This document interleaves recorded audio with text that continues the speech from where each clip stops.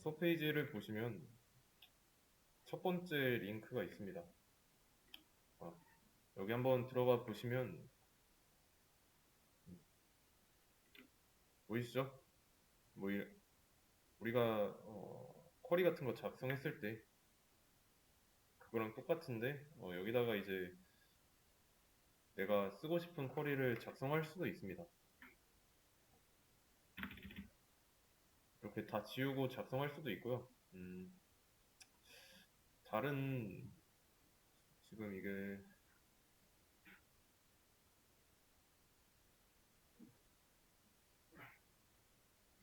여기가 페이지가 또 바뀌었네요. W3 스쿨스 여기 보면은 자바스크립트도 있고 파이썬도 있고 자바도 있고 뭐 다른 언어도 있어요. 그래서 다른 언어도 연습할 수 있는 곳인데 SQL을 보면은 튜토리얼이라고 해가지고 이 옆에 count, sum, average, like 뭐 이런 거 있죠? 지금까지 봤던 거 이런 부분에 대해서도 공부를 할 수가 있습니다. 그래서 뭐 아무거나 보자면 지난 시간에 유니크 했으니까 유니크에 대한 설명이 나와 있습니다. 그래서 테이블 만들 때 유니크는 여기다 이렇게 쓰면 된다. 이렇게 예시로도 나와 있고요. 어, 여기로 다시 돌아와가지고 여기 보시면 데이터베이스라고 해서 데이터베이스, MySQL 데이터베이스에 있는 테이블의 종류가 다 나와 있습니다. 테이블 안에 있는 레코드가 행일 거예요. 행. 첫 시간에 용어 정리 부분에 나왔던 것 같은데 행 맞죠? 그래서 각 테이블별 행 정보도 나와 있고요. 그래서 이거는 연습용 데이터 정도로 보시면 됩니다. 연습용 데이터. 그래서 여기 보면은 run SQL 얘를 누르면 내가 여기다 작성했던 쿼리를 실행시킬 수 있어요. 그래서 커스터머스라는 테이블 조회한 건데 고객에 대한 정보가 들어있는 테이블인 거죠. 컬럼 보면은 사는 나라 그리고 우편번호, 사는 도시, 주소, 컨택트 네임.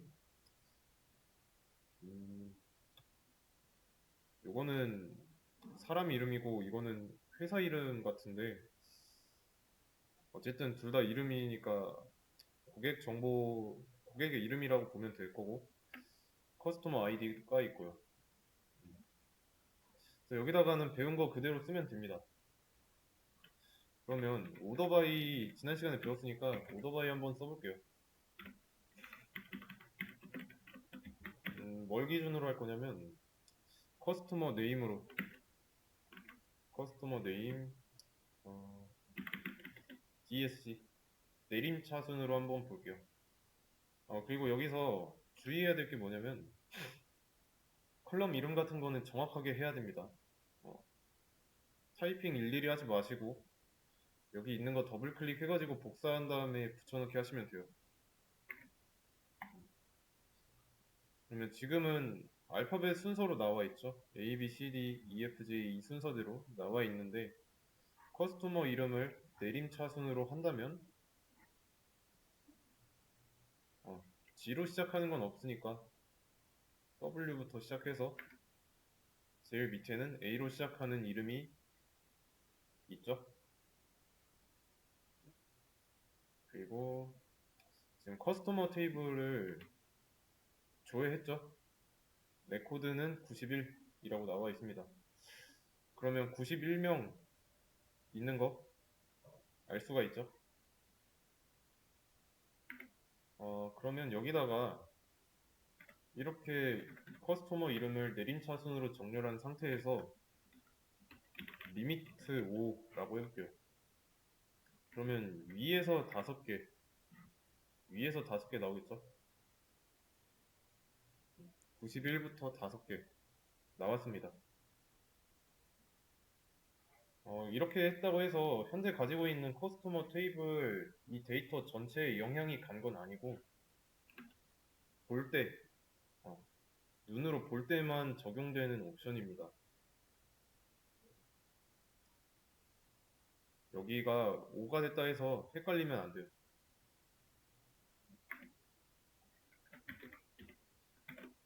그리고 다시 어센딩으로 하면은 원래 모양대로 나오죠. 어센딩은 빼도 되죠. 디폴트니까. 어, 그러면 굳이 이거를 쓸 필요가 없죠. 똑같으니까. 어, 다른 테이블도 좀 보자면, 프로덕트 테이블, 상품에 관련된 테이블이죠. 프로덕트 아이디가 있었고, 커스토머도 커스토머 아이디가 있었어요. 다른 테이블도 보면, 오더 아이디가 있고,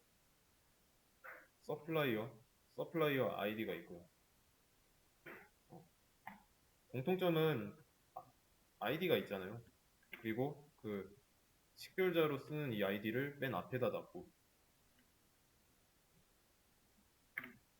이 아이디는 빠지면 안 됩니다. 기본적으로 들어가 있고요. 아이디를 PK로 사용하고 있어요. 오더스만 보면은 알 수 있듯이 컬럼에 오더 아이디가 있지만 이 커스터머 아이디가 있죠.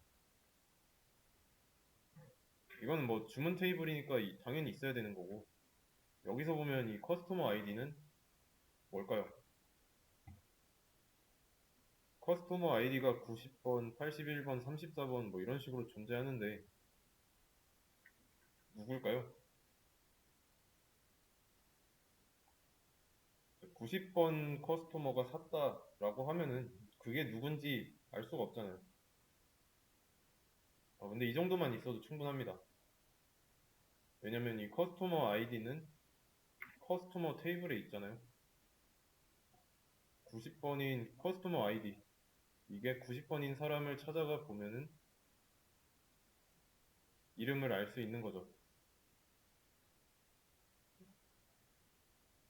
아이디가 구분 가능한 식별자가 되는 거죠. 이럴 때. 누가 샀는지 볼 수 있으니까. 그러면 커스터머는 커스터머인데, CT가 대문자로 시작했나? CT를 기준으로 봤을 때,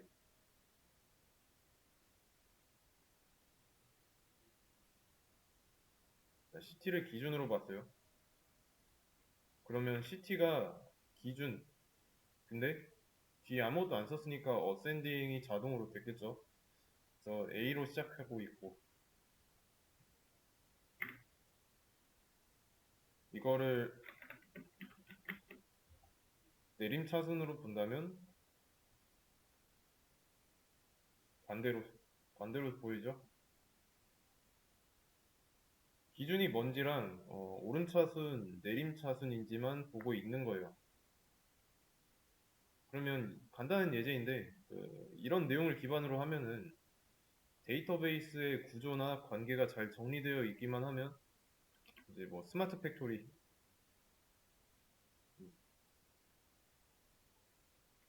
이런 분야에서 사용할 수가 있죠.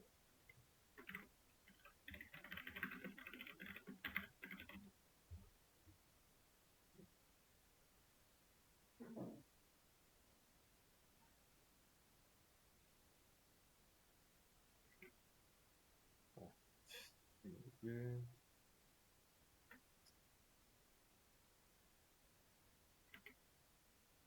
데이터 레이크 이거 말고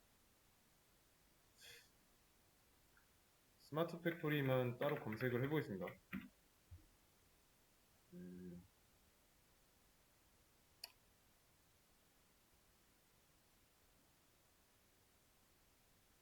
일단 뜻부터. 일단 지능형 생산 공장이라는 뜻입니다. 그러니까 이 보면은 제품 생산 과정에 이런 요소들이 적용됐다고 하는데 결국은 이런 요소도 데이터를 활용해서 알아서 물건 배치하고 뭐 적재하고 뭐 이런 장소들 정하고 알아서 찾아갑니다. 이렇게 데이터 기반으로 어떤 지역에서 수요가 높으니까 어떤 그 지역으로 향하는 항공편이나 배편 그런 거를 스스로 계산하고 판단하는 거죠. 물류 산업에서 좀 많이 사용하고요. 그러면 여기서 이렇게 한번 해보겠습니다. where 푸드티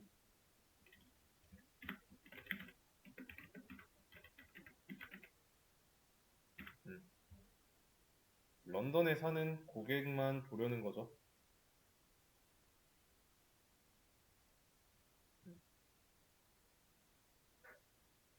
런던에서 어떤 사람이 이 구매를 했습니다. 물건을 구매하면은 구매한 그 정보가 오더스 테이블에 남는 거죠.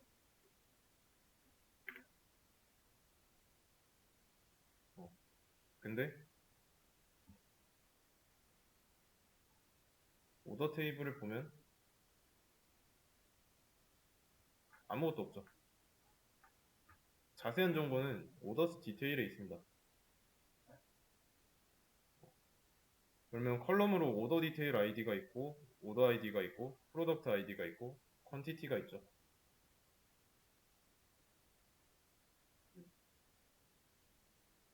그러면 이 오더 디테일이라는 테이블에 정보를 한번 보세요. 어떤 건지. 오더 아이디는 뭐고, 프로덕트 아이디는 뭐고, 퀀티티는 뭐고.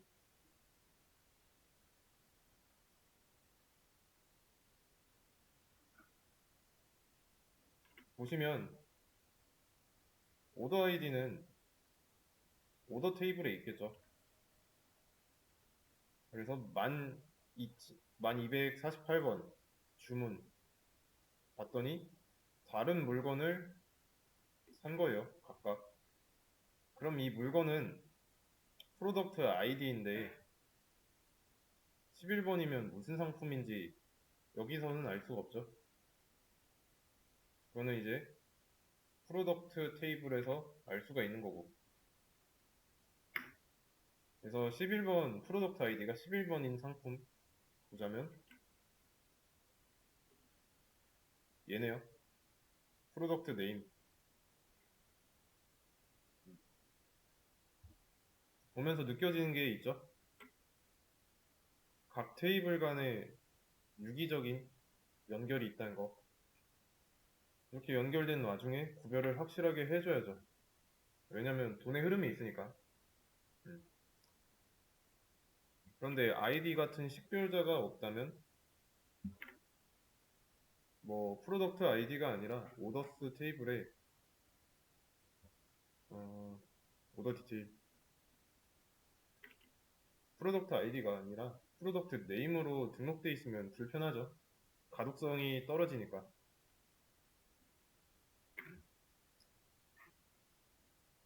그럼 다시 커스터머스로 넘어와서 어,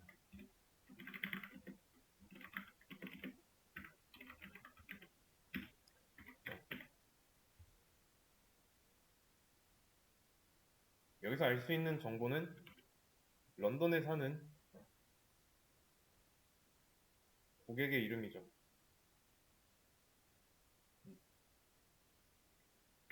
여기서 또 정렬하려고 합니다.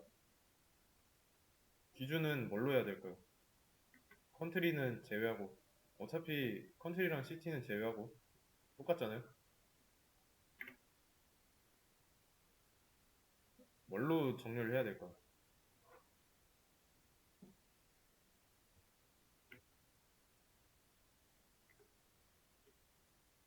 커스터머 아이디죠.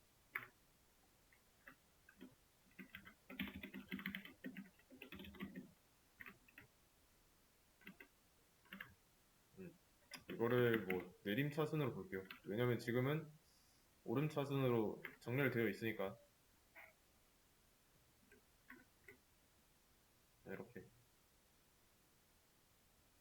커스터머 아이디로 정렬 안 돼 있으면 뭐 이렇게 볼 수도 있고요.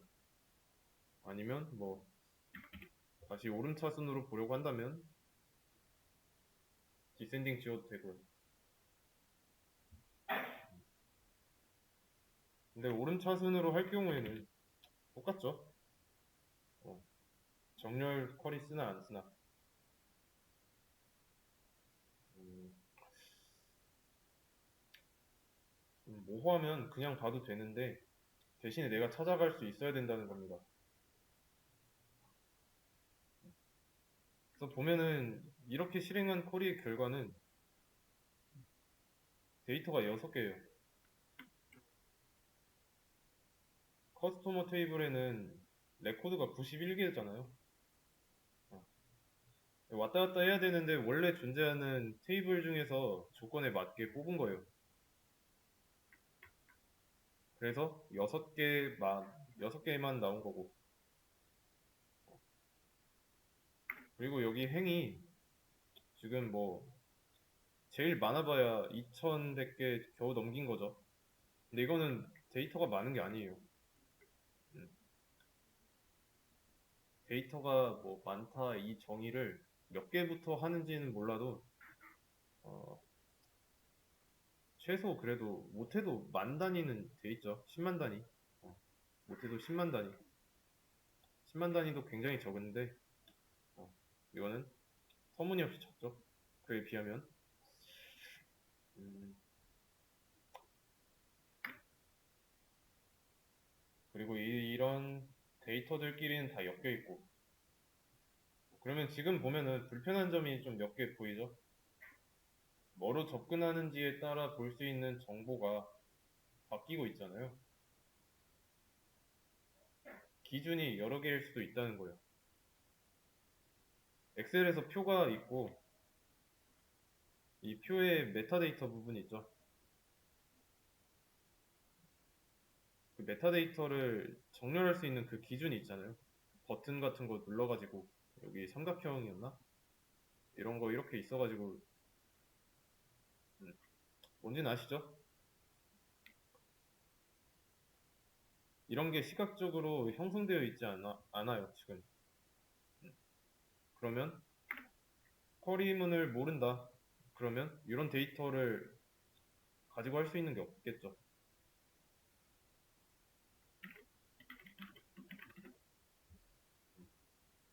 파워 BI라고 마이크로소프트에서 만든 건데 어, 여러 가지 데이터가 좀 시각화해서 보여줄 수 있습니다.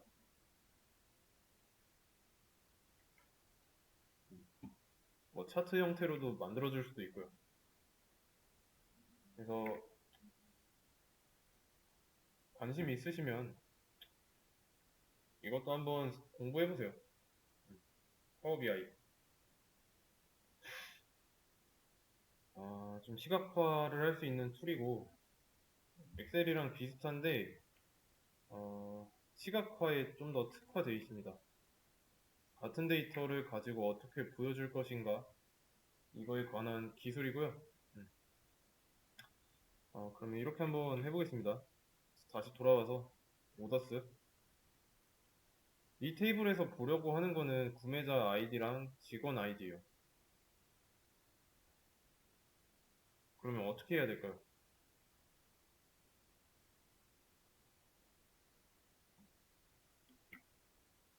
모든 걸 보겠다고 써놨으니까 보려는 것만 써주면 되겠죠.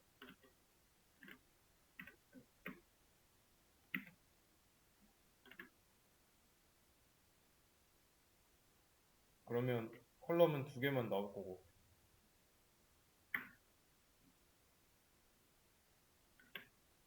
그 SQL YOG 여기서 아티클 테이블에서 타이틀이랑 바디만 보겠다라고 써놓은 거랑 똑같습니다.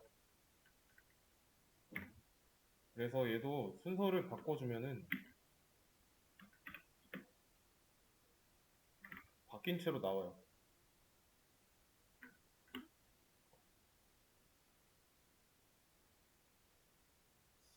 경우에는 뭐 이런 것도 있습니다.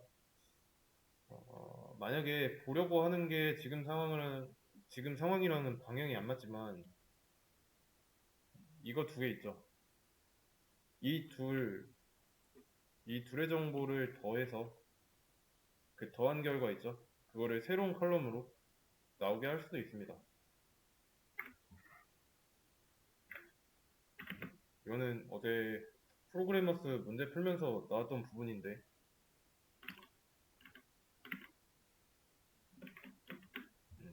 이거 대신에 이제 여기서는 엘리어싱을 안 했죠. 그리고 이거는 실제 테이블에는 없고요. 보여줄 때만 존재하는 정보예요. 이름이 일치하도록 컬럼을 생성해서 결과를 보여준다. 이 정도만 이해하시면 됩니다. 근데 이름이 너무 기니까 엘리어싱을 하면은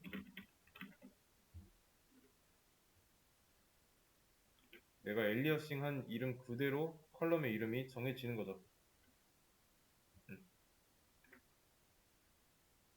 아시겠죠? 그러면 얘네도 엘리어싱을 해보도록 하겠습니다. EID, CID라고 한다면 여기가 각각 EID, CID가 돼서 나오겠죠? 이런 식으로 엘리어싱 별명을 부여하는 거다. 컬럼 이름을 정하는 거예요. 그러면 프로덕트 한번 보죠. 프로덕트에는 상품에 대한 정보가 있어요.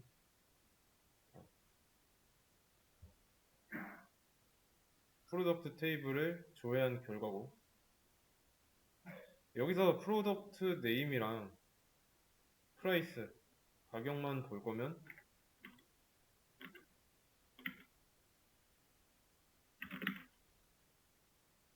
두 개만 써주면 되죠.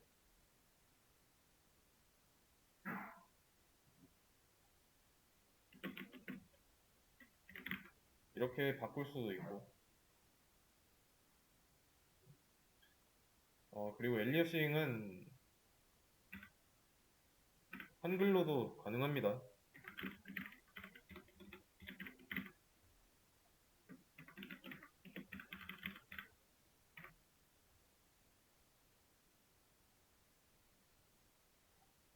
바뀌죠? 그러면 여러분들이 해야 되는 건 이 페이지에서 데이터를 가지고 노는 거예요. 배운 거 이용해가지고 연습을 해야 됩니다.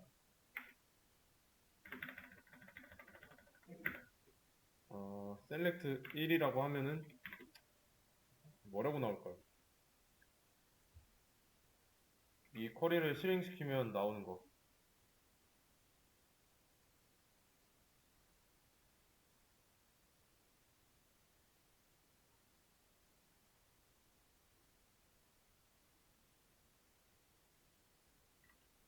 select는 그냥 조회, 출력하는 역할이라고 했잖아요. 일을 출력하는 겁니다.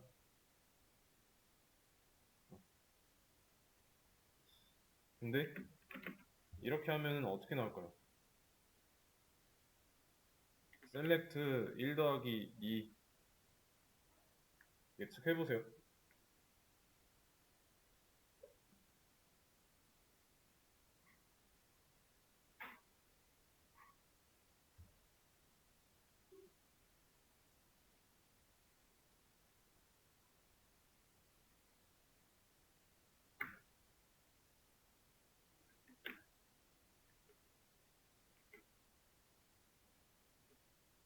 일반 연산도 가능합니다.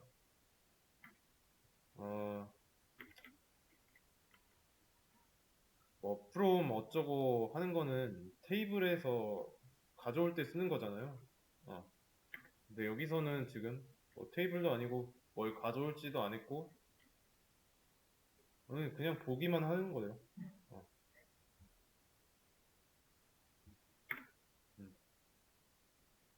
그러면 이렇게 한번 해볼게요. 이번엔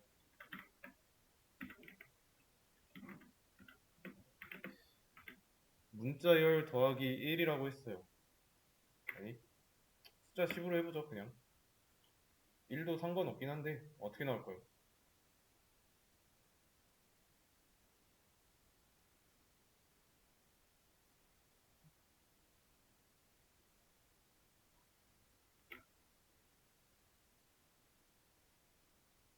이렇게 나왔습니다. 왜 이렇게 나왔지 이렇게 생각할 게 아니라 그냥 이거는 이렇게 나오는구나 라고 생각하고 넘어가면 됩니다.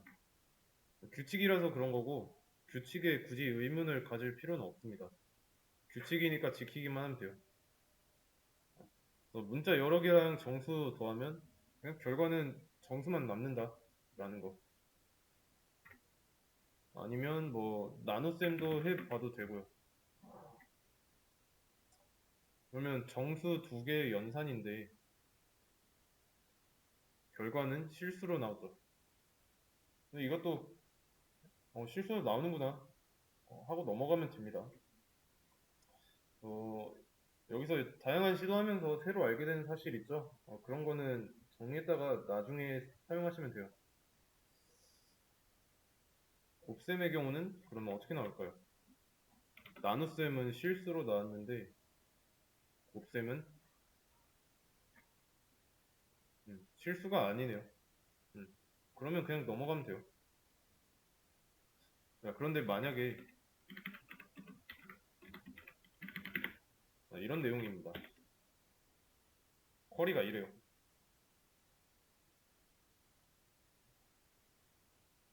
이 경우에 실행시키면 실행 결과의 레코드가 830이고 오더스의 레코드의 개수가 830이죠. 데이터의 개수가 똑같습니다. 그러면 프로덕트로 해본다면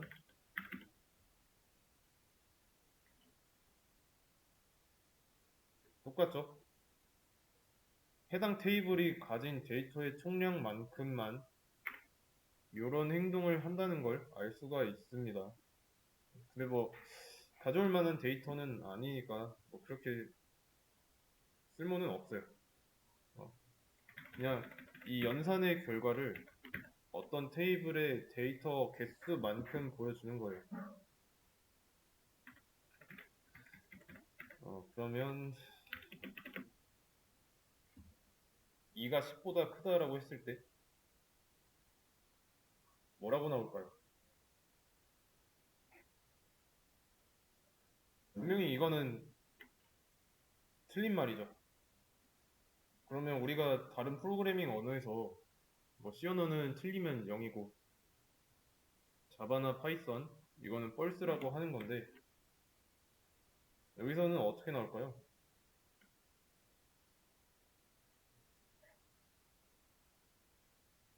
0이라고 나옵니다. 반대로 10이 2보다 크다라고 해주면 1이 나오는 거죠. 여기서도 1과 0 맞는 말은 1, 틀린 말은 0이라고 합니다.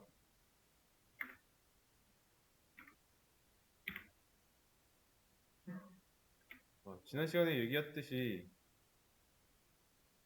이거 대입 연산자가 아니라 같다예요. SQL에서는 같다입니다. MySQL. 그러면 얘는 틀리니까 0이라고 나오는 거고 이거는 맞으니까 1이라고 나오겠죠. 그러면 이렇게 연산한 결과를 반전시킨다면 느낌표가 반전인 거 아시죠? 낫의 의미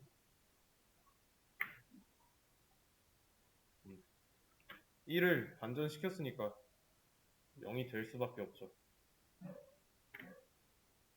아니면 여기다가 느낌표 대신에 낫이라고 써도 돼요. 색깔 다르죠? 키워드로 있는 거예요. 실행해 보면 똑같죠? 결과는.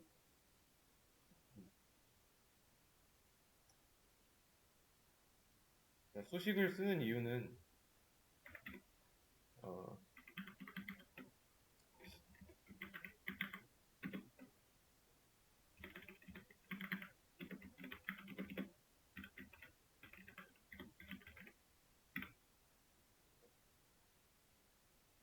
이 상태에서 실행하면 6개가 나왔죠. 그러면 커스터머 아이디가 각각 다 다르니까 조건을 하나 더 추가해 볼 거예요.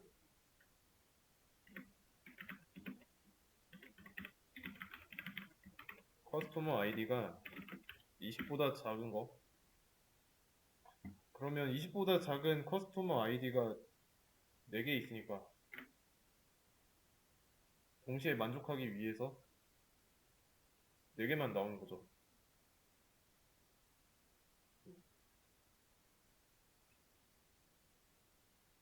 그러면 또 이제 조건을 하나 더 부여한다고 했을 때 이번에는 우편 코드 어, 얘가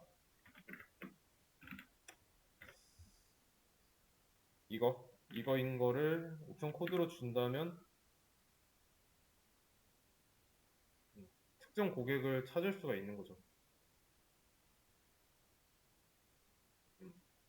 한 번쯤 써보고 넘어가시면 됩니다. 그래서 실습은 따로 해보시고요. 이 다음 내용은 좀 많이 중요한 거를 할 겁니다.